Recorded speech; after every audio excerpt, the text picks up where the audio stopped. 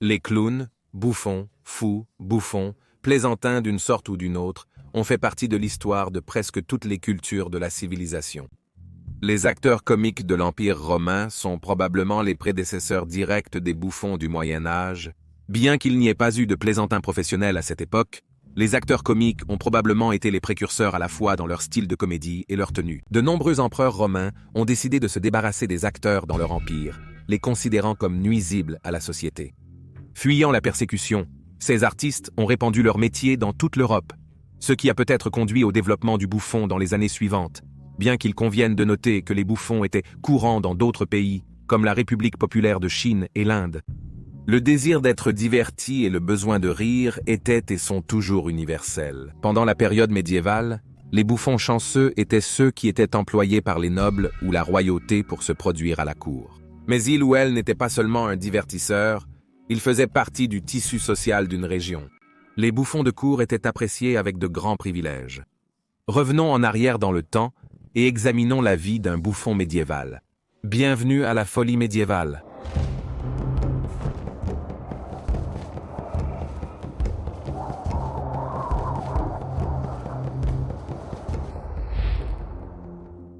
Folie médiévale.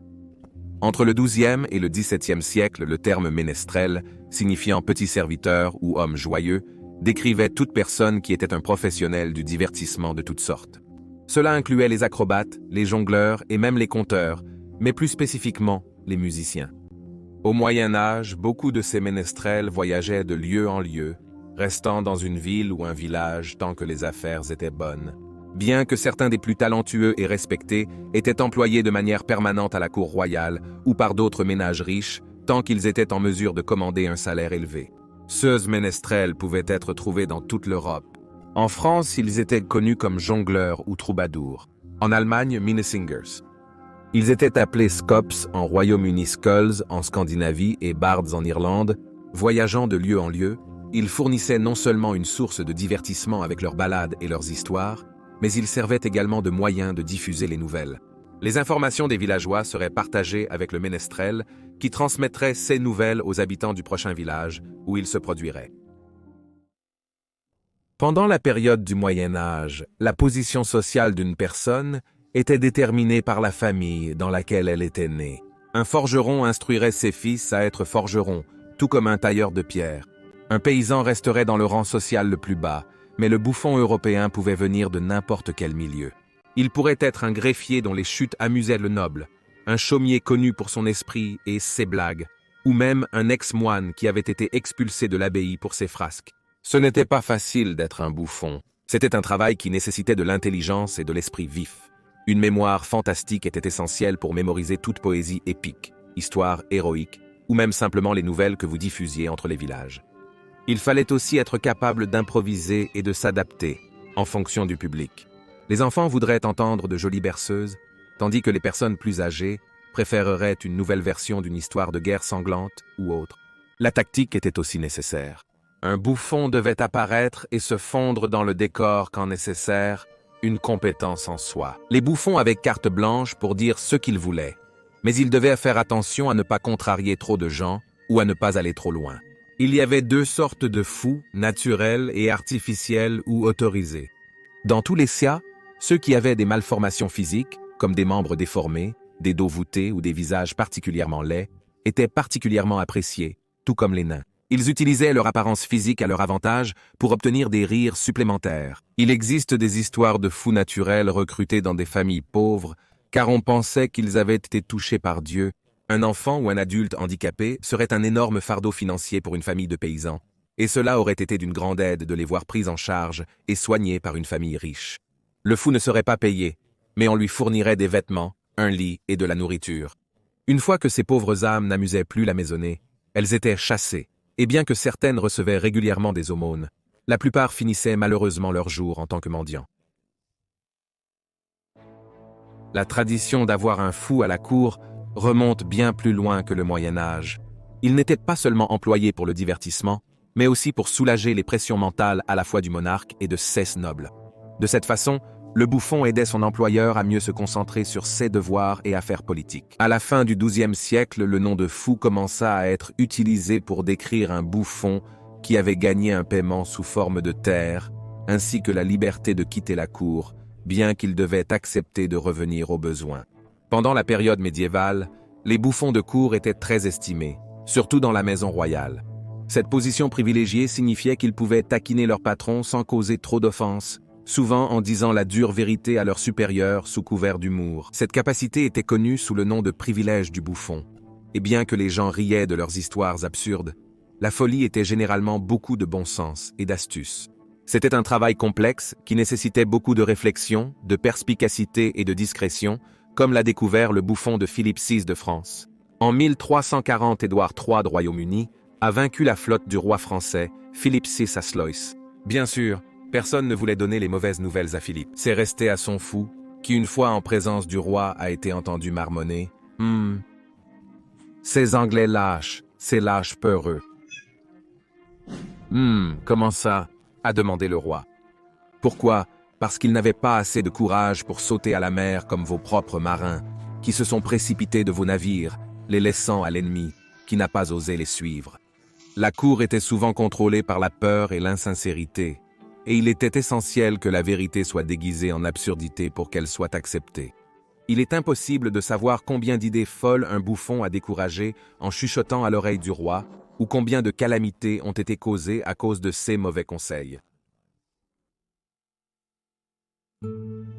En ce qui concerne le divertissement physique, le chant, la danse, l'acrobatie et la jonglerie étaient tous des compétences indispensables pour le bouffon, ainsi que la capacité de jouer d'un instrument, de pratiquer la ventriloquie, la marionnette et la prestidigitation, même lorsqu'ils accomplissaient leur tâche principale, celle de faire rire leur employeur. L'attrait comique du bouffon résidait en partie dans son costume traditionnel, conçu pour susciter le rire. Au début de la période médiévale, il n'était pas rare que la tête soit complètement rasée. Ensuite, il portait un chapeau avec les oreilles d'un âne sur la tête.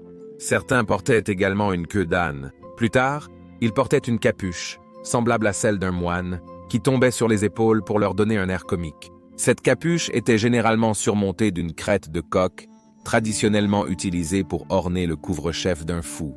À la fin du Moyen Âge, le chapeau avait évolué. Fabriqué en tissu doux, il présentait maintenant 3 points symbolisant les oreilles d'âne de la période précédente. Une clochette tintante était attachée à l'extrémité de chaque point, appelée le bonnet et la cloche. C'est le design que nous associons aujourd'hui à un chapeau de fou. Il pourrait également porter une sorte de sceptre factice, connu sous le nom de babiole ou marotte, avec une petite tête grimaçante sculptée à l'extrémité. Il était souvent fait pour ressembler au bouffon lui-même et était également orné d'un bonnet et d'une cloche.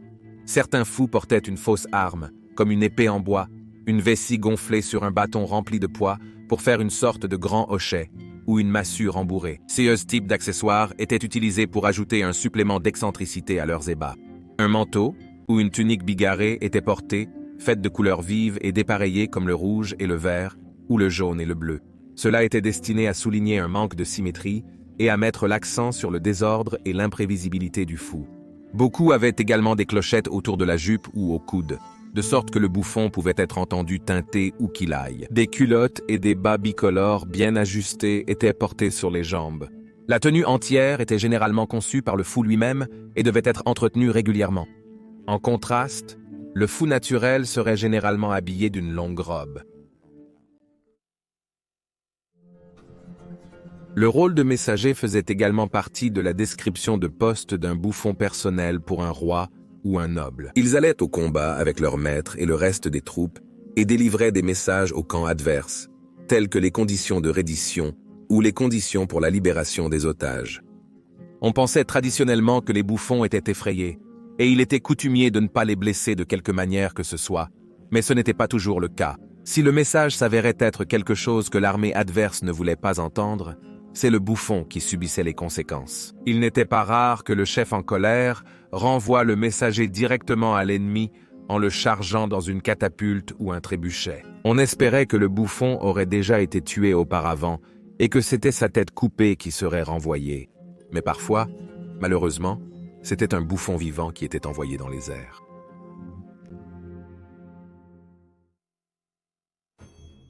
Cependant, Un ménestrel qui s'est montré plus qu'un simple bouffon était le nain normand nommé Taillefer.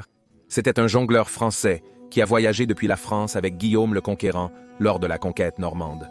En pleine bataille, les Français, épuisés, risquèrent la défaite. À cheval, Taillefer jonglait avec son épée tout en chantant la chanson de Roland aux troupes anglaises pendant la bataille de Hastings.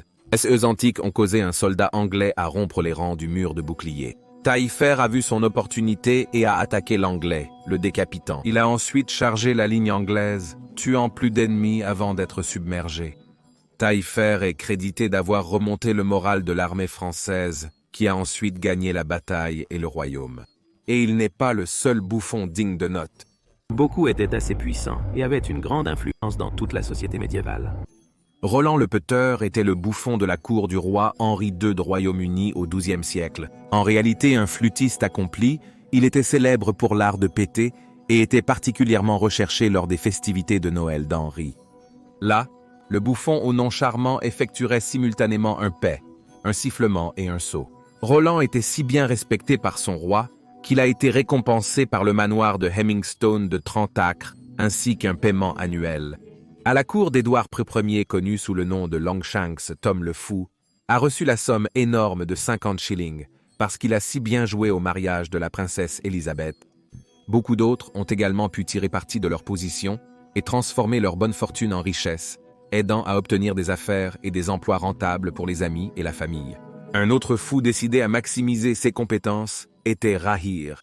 En utilisant son esprit, il est devenu inestimable pour la noblesse et était appelé un ménestrel. Il était particulièrement doué pour se moquer des gens et pour répandre des ragots scandaleux dans leur dos, amusant tous ceux qui écoutaient. Il ne se contentait pas d'effectuer des travaux de bureau, mais il est également devenu le bouffon du roi Henri Ier au début des années 1100. Rahir adoptait parfois le comportement d'un idiot, ce qui amusait beaucoup les serviteurs et les enfants.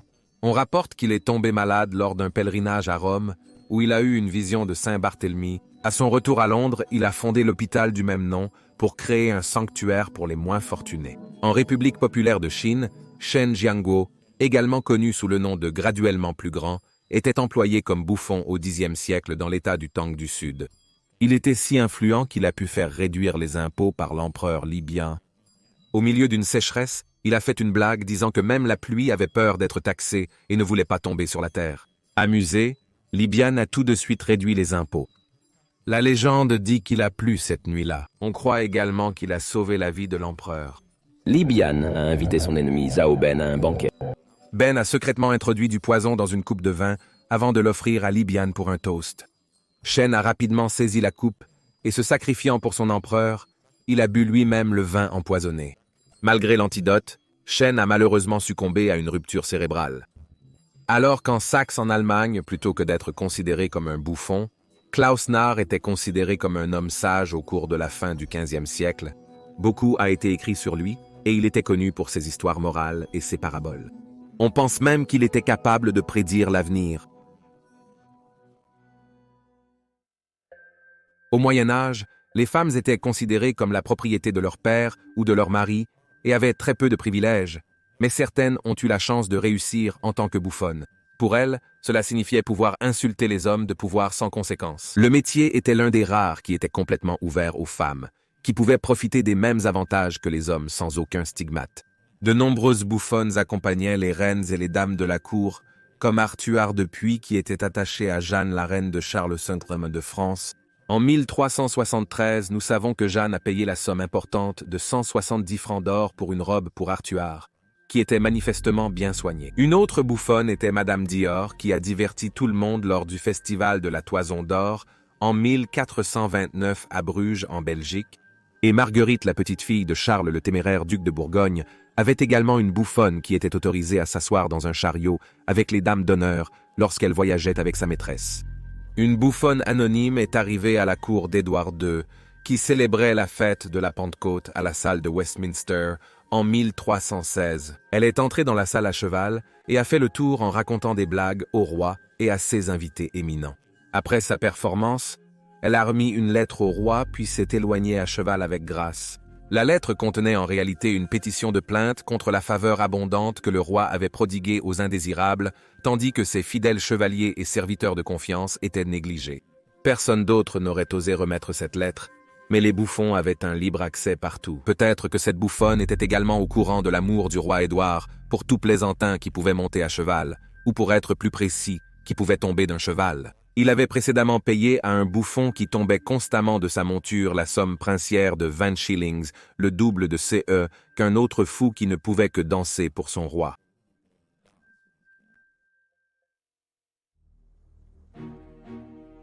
Certaines des coutumes que nous apprécions maintenant pendant la période de Noël remontent au Moyen Âge et avant. Chanter des cantiques, offrir des cadeaux, décorer les maisons et faire des excès faisaient tous partie des festivités médiévales. Le seigneur du désordre était une position respectée au sein des maisons nobles et à la cour royale. On s'attendait à ce que le bouffon joue ce rôle pendant Noël. C'était un travail exigeant. Il fallait organiser correctement les festivités pour garantir que tout se passait bien, et le règne du seigneur du désordre pouvait durer de 12 jours à 3 mois. Il y avait des fêtes masquées, la procession de la bûche de Noël et des festins qui devaient tous être planifiés. Parfois, les fêtes comprenaient des mimes théâtraux. Les origines du mime remontent encore plus loin que le Moyen Âge à travers l'Europe et jusqu'en Fédération de Russie. Les mimes médiévaux étaient un groupe d'acteurs itinérants qui jouaient des pièces de théâtre religieuses à Noël, se déplaçant de maison en maison. La majorité des pièces, à thème biblique, visaient surtout à divertir. Ainsi, le bouffon médiéval était apprécié, pas seulement supporté, et sa relation avec les habitants de la ville et ceux de la cour était souvent chaleureuse et amicale. Toujours le diplomate, ils étaient la voix de la raison pour de nombreux monarques qui avaient été élevés dans la croyance qu'ils avaient un droit divin et n'étaient redevables à personne sauf à Dieu. Ils pouvaient sauver un innocent de la fureur du roi, juste en racontant une blague, sauvant ainsi le roi de lui-même. Bien que leurs attaques verbales puissent être cinglantes, il y avait généralement un courant sous-jacent de compassion et de véritable perspicacité. Le fou était du côté des gens ordinaires, luttant contre l'oppression, ce qui le rendait aimé de tous, qu'ils soient seigneurs ou paysans. Merci d'avoir regardé cet épisode de Folie médiévale. Nous postons des vidéos hebdomadaires. Abonnez-vous si vous appréciez le contenu. À la vôtre!